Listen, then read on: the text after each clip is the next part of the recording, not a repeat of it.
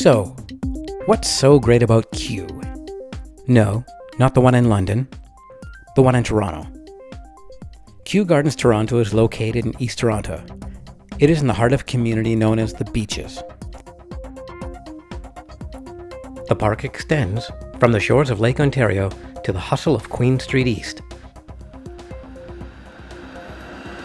Kew Gardens was originally a farm owned by ex-British Army Sergeant Joe Williams. When the streetcars and ferries linked the beaches to the city in the late 1870s, Sergeant Farmer Joe rose to the challenge by modifying his modest holding into what he called a place of innocent amusements. The new gardens offered sports like swimming, boating, fishing, tennis, and lawn bowling. He named his park Kew, as he did one of his own sons. I think it's safe to say Sergeant Farmer Joe missed London. The gardener's cottage was once called the honeymoon cottage, as it was built by the grown-up baby Kew for his new wife. This cottage was actually an addition to a larger house, said to have more than 40 rooms. After only a few years in the cottage, the city bought the park for 48 Gs, which meant baby Kew and family had to hit the bricks. Many structures were leveled, but a commitment to sport and horticulture has ensured that the area remained an urban oasis. In the early 1980s, management of the park changed hands into the paws of dogs who have been in control of the area for over 30 years now. They maintain a thriving human population in accordance with the area's environmental heritage.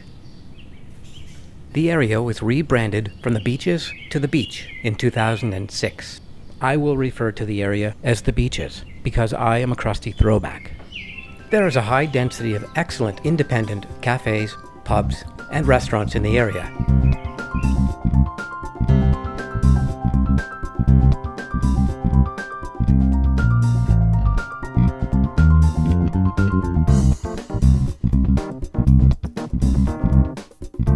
There are many other kinds of businesses nearby, but they'd be too boring to shoot, narrate, or watch. Early into the park is a grand gazebo. It's a great place to meet, picnic, rehearse, and much more. The Blues Fest makes good use of it. So let them know, show them some love here in Toronto.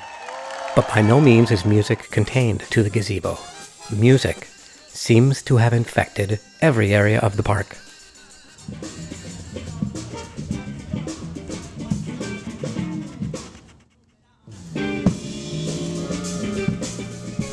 There are many kinds of trees in Kew, whose shade protects us and whose leaves feed us fresh oxygen.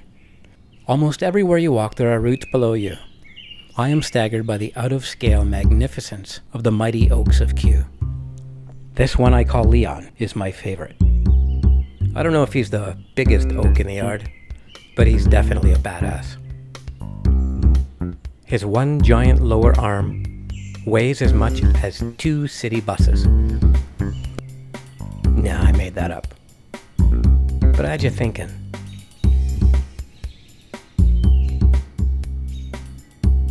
There's an old growth patch next to the gazebo. Here trees and plants grow, fall, and enrich the native ecosystem. It's a great hideout for birds, raccoons, mice, and more. It seems to be a staging point for attacks from the beast, which is innocuously named the gray squirrel. Those in the know call them Squirrels carolinensis.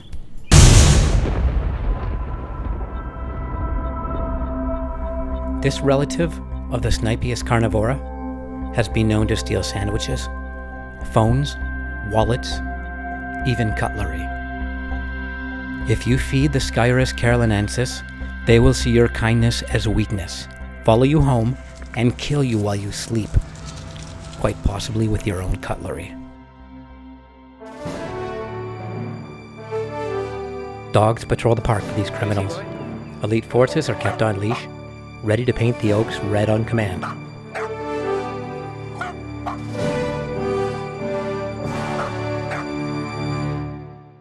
There is a small beach for humans, but the majority of Kew's lakefront is a dogs-only beach club.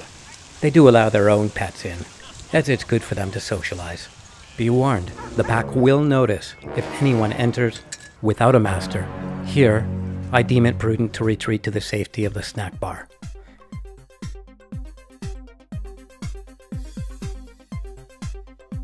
The aspect of Kew that allows you to be a principal in the movie that is unfolding around you is the sporting aspect.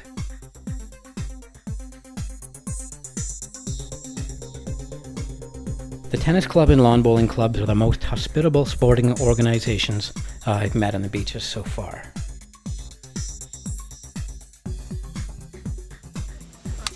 There's baseball. There's baseball with dog and human aerobics in the background.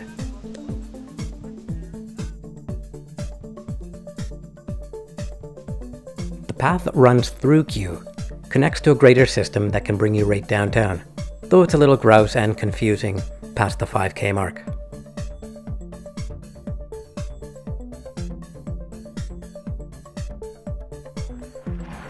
The well-maintained hockey rink draws good quality players and hosts some rather long and scrappy games. The ice is zambonied a few times per day, and there are well-maintained change rooms and wash facilities as well.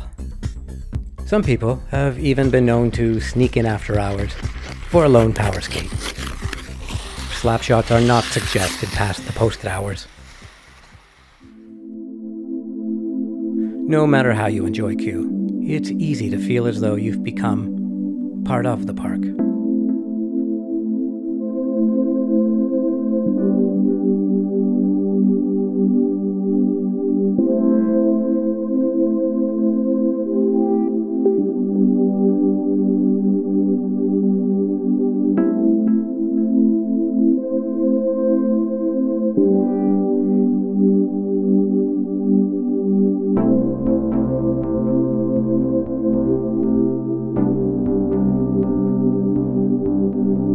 Kew is a pristine yet visceral experience.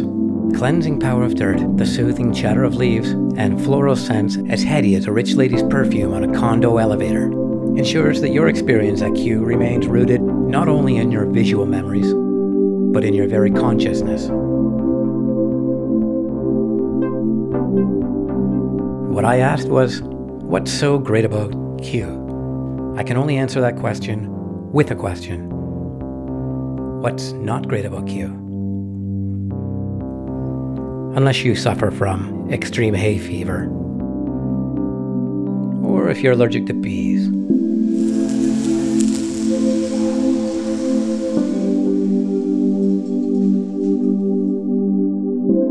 Or if you don't have a soul.